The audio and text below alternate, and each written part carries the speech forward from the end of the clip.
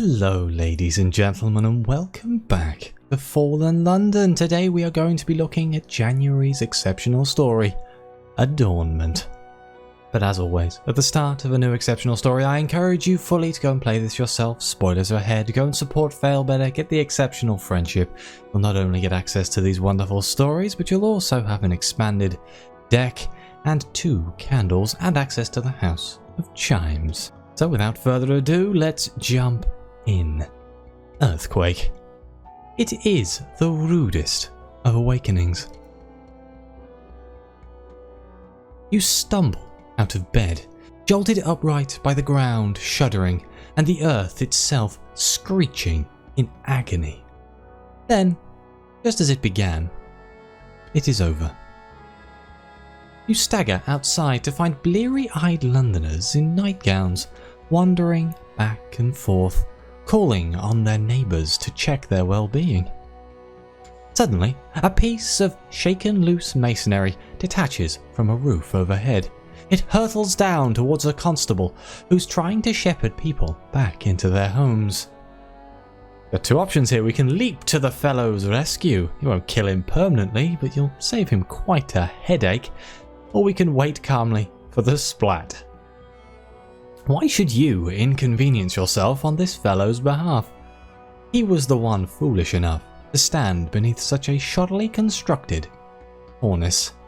We're going to leap to his defense because, you know. You slam into him, eliciting a short squawk of shock, and send him flying out of the way of the plummeting masonry. It shatters upon impact with the cobblestones. "Cheers for that," mutters the constable gruffly, brushing himself off. "You didn't hear this from me, but you can blame Mr. Stones for all this shaking. Its quarries are getting too close to London for my liking." Mr. Stones' mining operations are straying perilously close to London's outskirts. Different areas of London, especially the outskirts, continue to shake sporadically the next few weeks. Bats are unsettled from the rooftops and storm shrieking over the streets, tangling themselves in awnings. Church bells ring cacophonously at random intervals. The stolen river sloshes over its banks, soaking passers-by.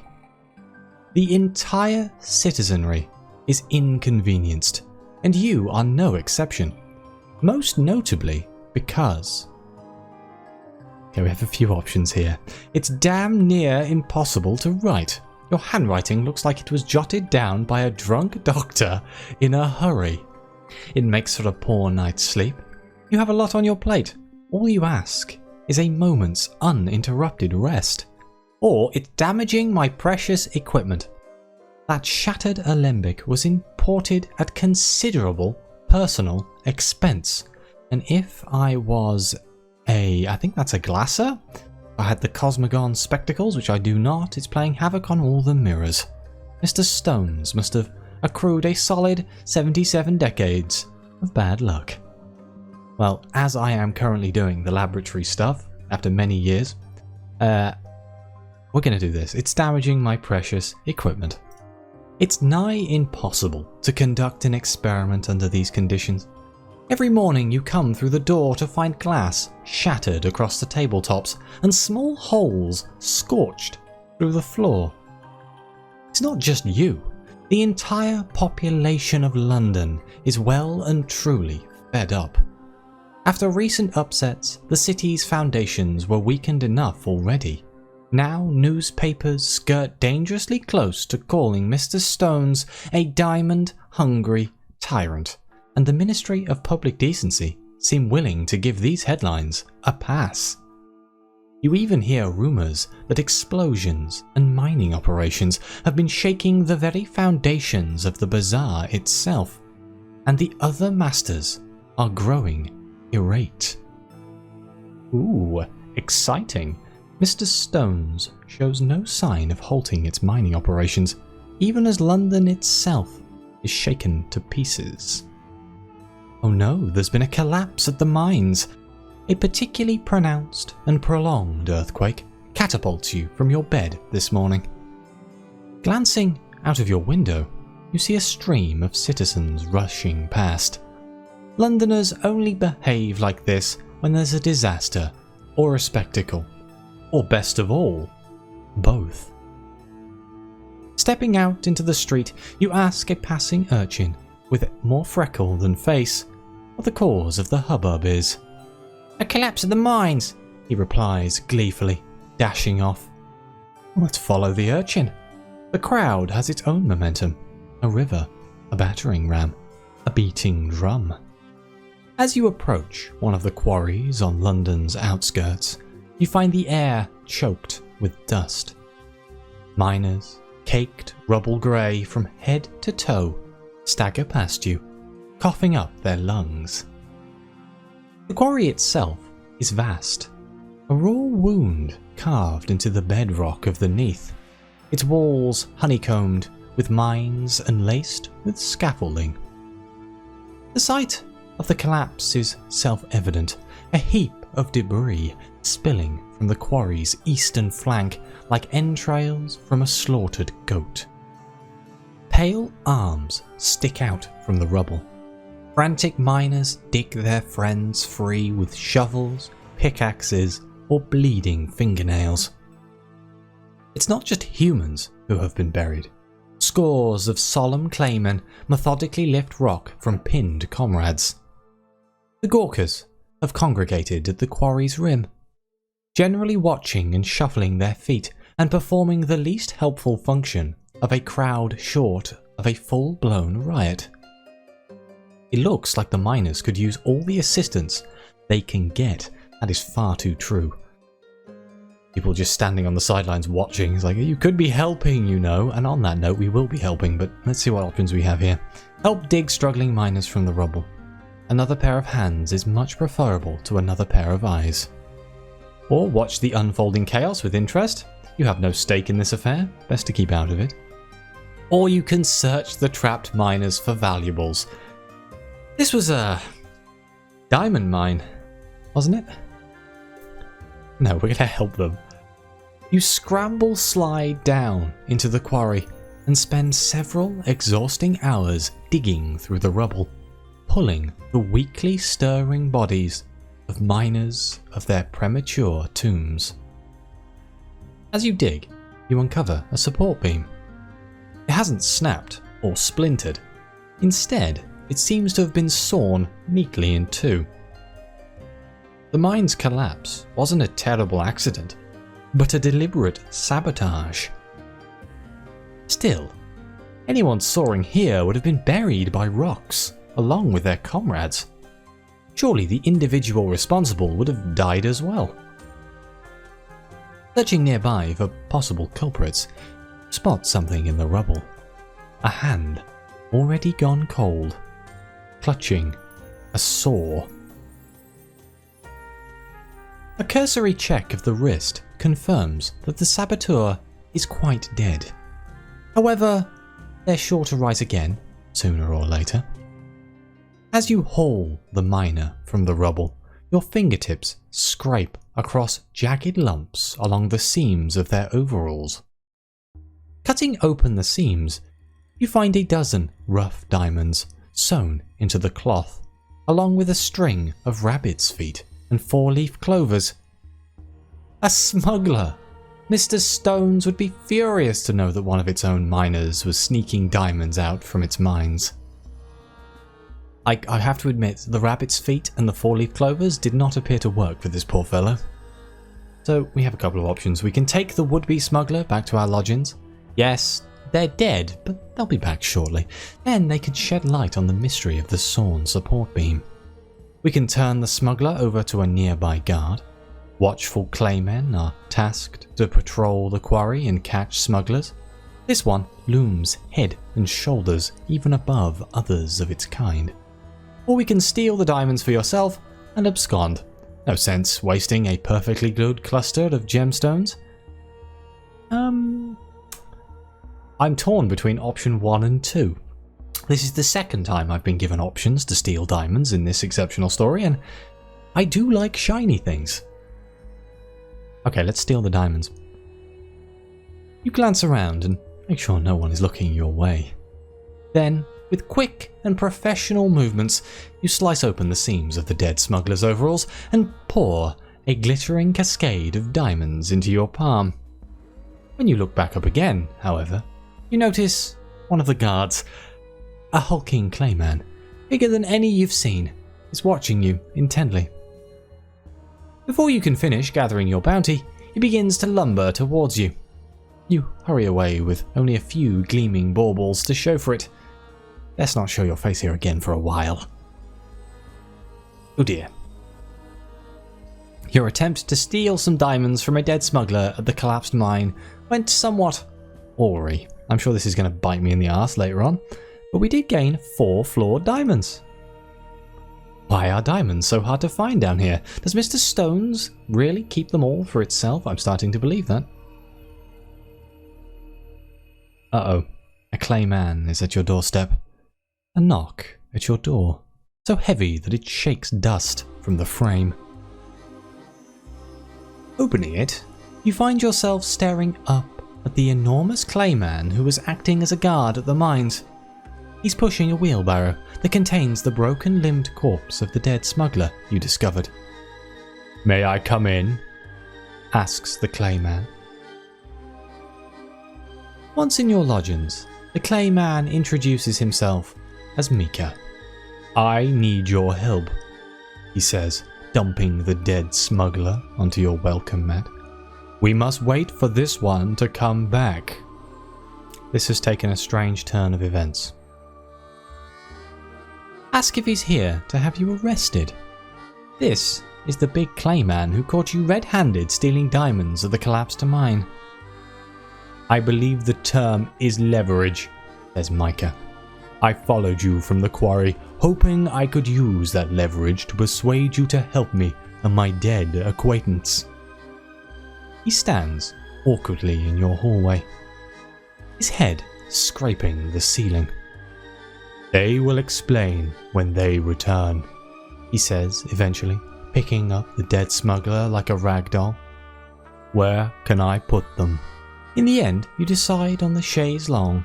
That thing gets a lot of use. "In case it's not clear," adds Micah, "I am blackmailing you. I hope you do not mind." Lovely. I'm being blackmailed by a clayman who apologizes for blackmailing me. What a strange turn of events. Well, let's wait for the resurrection. Make a cup of tea as you wait for the dead smuggler to get back on their feet. 40 minutes later, as you're making a second cup, you hear a noise from the salon. Hurrying to investigate, you find the room ransacked. The smuggler is halfway out your window, with as much of your jewellery as they can wear, and a vase under one arm. You grab them just in time to drag them, yelping, back inside by the scruff of their neck. With some difficulty, you manage to confiscate their stolen goods. "Are you Mr. Stones?" demands the smuggler frantically. "Let me go!" "Please, calm down, friend," says Micah. "It is me. We had a plan. Remember?" But the resurrected smuggler is too disoriented to listen. Okay, we have a few options here. We can assure the smuggler of your anti-establishment credentials. You show them a sly flash of your red feathered pin. This is because I have the red feathered pin. Offer nothing but earnest assurances and a bottle of wine. Here, drink this. Sit by the fire. You've had quite the ordeal. Or we could inform them that you're no stranger to the art of theft. They needn't worry about you turning them in, one thief to another. They can tell you what they're planning. And that's because we have a name whispered in darkness. Or if we had a tiger, we could threaten to feed them to your tiger. As threats go, it's an effective one. Why do I not own a tiger? I want a Bengal tigress. Damn. Well, as all of these things go, let's go with the I'm no stranger to the art of theft. The smuggler tests you by asking a few pointed questions about jemmy jumping, rib cracking, and sneeze lurking. Once you've demonstrated obvious criminal expertise and a command of the slang, the smuggler brightens up considerably. "Suppose I can trust you not to go run into the rozzers?" they admit. You ask if they're the one who sawed through the support beams at the mine. "Oh yes, that was me," says the smuggler cheerily. "Only way to get the diamonds out, you see. Miners are searched at the exits, but in the chaos of a cave-in, I could be dug out and spirited away." You make no mention of the dozens of other miners who were buried in the rubble. These casualties seem not to cross their mind. Let's ask about the smuggler's plan to cause Mr. Stones' downfall. "Micah and I have some big plans, don't we, Micah?" says the smuggler. "We're going up against Mr. Stones, going to bring it down, teach it a lesson." "Please do not refer to this as our plan," says Micah. "I thoroughly disavow it." "That's why we needed all these diamonds from the mine," continues the smuggler, ignoring their co-conspirators' protests. "We're going to buy something. Not exactly a weapon, but it might help to think of it that way. Something that's going to make Mr. Stones regret it ever crossed us." "Please, desist from using the first person plural," says Micah. Okay, so we have two options. We can threaten to go straight to Mr. Stones. You have no qualms about turning them in. We are friends with the masters. But we can also ask how the smuggler intends to bring down Mr. Stones. The downfall of a master is no small thing to wish to aspire. I am curious about threatening to go straight to Mr. Stones. I should point out that my character here, Celine, is quite friendly with the masters for purely profitable gain. Let's threaten to go straight to Mr. Stones. "Oh, you want to turn us in for stealing a few measly diamonds?" asks the smuggler. "If you do that, we'll tell Mr. Stones about all the diamonds I found in your collection while I was rooting around to steal stuff. Then we can both hang. How about that?" "I am dismayed by how quickly you jump to blackmail again," says Micah. God damn it, the man has a valid point. Well, we may as well ask how the smuggler intends to bring down Mr. Stones. "Ever heard of the Conningham diamond?" asks the smuggler excitedly. "It was given to King Louis XVI just before the downfall of the French monarchy. Shortly after it arrived in London, the city fell, for God's sake. Everyone who has held it has met a grisly end." Are they trying to imply that the diamond is cursed? "On the money," says the superstitious smuggler triumphantly. "And a damn bad curse too. The kind of bad luck that brings down monarchies. Do you think Mr. Stones could survive what the British Empire couldn't? All we need to do is make sure the diamond ends up in its possession." And how, exactly, do they plan to do that? "The Conningham diamond was smuggled to Paris shortly before the fall," says the smuggler. "It's remained on the surface ever since. Until now. I've managed to get in touch with a surface dweller who's willing to come down here and sell it to me." This plan has so many flaws, but okay. "I could use another pair of eyes during my meeting with the fella from the surface," says the smuggler.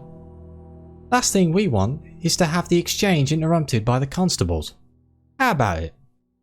You in?"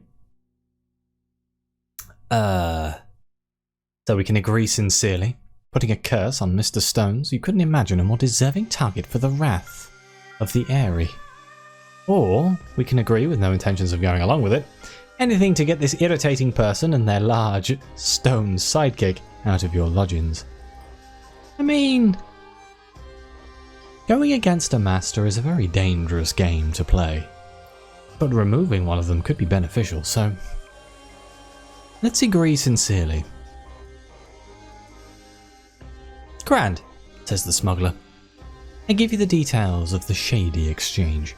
Certain bridge, a time when most decent people would be in bed. "The fella's a Bonapartist, by the way," says the smuggler. "Increasingly unfashionable these days on the surface, as far as I understand. But there's no accounting for taste. Best say nothing that could insult the great empire of France." Oh, this is going to be hard.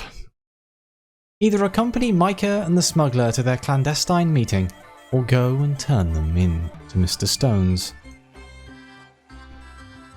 We have two options here, and this seems like a very important choice. We can request an appointment with a master. If you wish to tell Mr. Stones about the smuggler's schemes, first you will need to arrange a meeting. Or we can rendezvous with a ruined Bonapartist. Gas lamps glow dully in the fog. This is the first time I've done an exceptional story in a while where I feel like a choice may actually change the outcome of something. I do love this artwork, by the way. If that's what Mr. Stones looks like, oh my god, he's so cool. Since I feel like most people will probably want to bring down the masters, I'm going to request an appointment with a master. If you wish to tell Mr. Stones about the smuggler's schemes, first you will need to arrange a meeting. However, the masters don't meet with just any riffraff, no matter how fanciful their stories of cursed diamonds. So once you meet with Mr. Stones, you will tell it the smuggler's plans. If you want to keep this affair a secret, better not meet with it at all. We can meet it under the guise of turning in contraband. I could use one of my ostentatious diamonds, send out word that you have acquired a particularly fine gemstone, requiring Mr. Stones' personal attention, or we can accost it in its carriage, stealing a letter from the desk of its valet. You ascertain Mr. Stones' route through the city. Now if you can just sneak aboard. I feel like turning in contraband is a much more interesting way of doing it, so let's hand in one of these ostentatious diamonds. A carriage pulls up outside your lodgings. A stern footman knocks at your door. Within the carriage's interior, Mr. Stones glares at you. The master strikes an unmistakable figure, jewel-encrusted fangs glittering malevolently in the deep recesses of the hood. Talons dripping with enough gemstones to buy a kingdom. Even the carriage interior is ostentatious. Rubies beaded like blood on the door handles, sapphires clinging to the windows like dew, gold thread woven through the seats. Can I have this carriage? A jeweled claw twitches. Show me. It inspects your diamond for only a moment, holding up the gemological microscope beneath its hood. Desultory, it says. Unsatisfactory. Lacking. Get out. The diamond is pocketed, nevertheless. Before you can be removed from the carriage, you launch into your story about the superstitious smuggler and the Conningham diamond. Mr. Stones listens with interest. By the time you are finished, the carriage has conveyed you to the master's workshop, and you are ushered inside. Mr. Stones' opinion of you has risen. You are worthy of its attention. Your footsteps echo in Mr. Stones' cavernous workshop. The place is an assault on the eyes, a cascade of glimmers and glitters and gleams. Emeralds embedded in beeswax, opals nested in silk cushions, vats of smoking ochre. Precise tools with complex geometries laid meticulously upon the tabletop. In one claw, Mr. Stones hefts a hammer the size of a small child. In the other, it grips the tiniest, most delicate-looking chisel you have ever seen. It hunches over a sapphire, tapping at the edges so gingerly you doubt it would wake if it were a baby bird. Keep me informed, says Mr. Stones between taps. be rewarded. Eventually. Let's ask what it wants to do about the smuggler's plans. The superstitious smuggler intends to acquire the Conningham diamond and use it against Mr. Stones somehow. Should you prevent this? Ensure the transaction takes place, says Mr. Stones, not looking up from the sapphire. Then return. Tap, tap, tap. A shard of gemstone, thinner than a fingernail clipping, drifts to the floor. Mr. Stones makes a small, satisfied squeak and steps back. Satisfactory, it says. It glances up. Still here? Rectify. Interesting. I guess now we can go meet with the ruined Bonapartist. Gas lamps glow dully in the fog. A bat flies low overhead. It is late. So late that it's actually early, and even the thieves have gone to sleep. As you walk down the bridge to your rendezvous, the only sounds are your hollow footsteps, your shallow breath. As arranged, Micah and the superstitious smuggler are waiting for you at the bridge's halfway mark. The smuggler is contemplating the slate-black river. Micah is reading from a small leather-bound book, which he puts away hurriedly as you arrive. What is in the book? Let's wait for the arrival of the Bonapartist. Footsteps, an indistinct shape in the fog. Is this him? The Bonapartist is a man with skin like gossamer, gouged cheeks, and hollowed-out eyes. There's something alarming about his smile, but worse still is his breath, which reeks of gin and cigarette smoke. "Salut," mutters the Bonapartist. "My payment? Do you have it?" "Here you go, chum," says the smuggler, opening the pockets of their long coat and letting a dozen diamonds cascade from their palm. "And do you have the goods?" "Oui." The Bonapartist opens a leather pouch.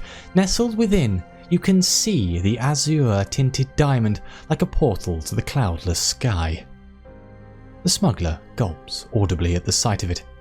Let's hurry up before this damn thing makes the bridge collapse under us. Observe as the diamonds change hands. The Bonapartist lifts a filth-black bottle to his colourless lips. "To think I should be forced to come down here," he mutters, staring up at the false stars with loathing. "Abandoning Paris, stealing from the Corsicans' Petit Nauvoo, selling Le Bleu de France for some baubles." Wait, isn't that the Hope Diamond? He takes a grim swig. I suppose this is what happens when one loses a war. "Hurry it up, damn you," says the smuggler, glancing back down the length of the bridge. "We don't have all day." "Well, trade diamonds for a diamond." The Bonapartist seems reluctant to conclude the trade. His hand lingers on the pouch that contains the Conningham. "Bah!" says the Bonapartist finally, dropping the Conningham into the smuggler's palm. "It is done. Quel dommage." The Conningham diamond is far larger and more impressive than the ones given to the Bonapartist in exchange, but you imagine the latter are easier to fence. "It's beautiful," murmurs the smuggler, holding the sparkling Conningham up to the gaslight. "Hard to imagine it's so dangerous." "You'll believe all the absurdity about the curse?" scoffs the Bonapartist. "Living underground has made you sick in the head. Only God decides our fates. This pretty rock has no more power than—" Before he can finish his sentence, the quiet of the night is shattered by whistles screeching, boots stampeding, officious shouting. A horde of constables are advancing down the bridge, truncheons at the ready. "What's all this then?" A squad of constables are advancing down the bridge towards you, barking contradictory orders. "Hands up, you lot! Stay where you are! Up against the wall!" They presumably spotted your late-night rendezvous and decided it was suspicious. They were right. If they search you and find the diamond contraband, you'll all go to Newgate. Okay, so we have a few options here. We can push the Bonapartist into their path and make your getaway. He has served his purpose. This is a ruthless choice. Have a quiet word. What seems to be the problem, officers? We're just enjoying an innocent stroll. And by the way, do you know who I am? A man who has many favours with the constables. Or we can leap into the river. Cheerio! No, we're going to have a quiet word. After you tactically remind them of what you are owed, the constables apologise for wasting your time. They march away, stowing their truncheons back under their armpits. A sad indictment of London's law enforcement, says Micah. Well, I'm not complaining, says the smuggler. They nod to you and Micah pointedly ignoring the Bonapartist. That was a bit of a shock, wasn't it? Let's go our separate ways for now and meet up back at the lodgings and discuss what we do next. Okay, I think this is a good place for me to end the first episode. I am going to apologise in advance for the terrible French accent. I tried.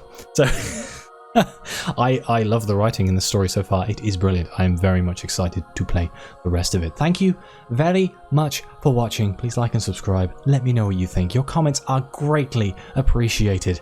And as always, I'll see you next time.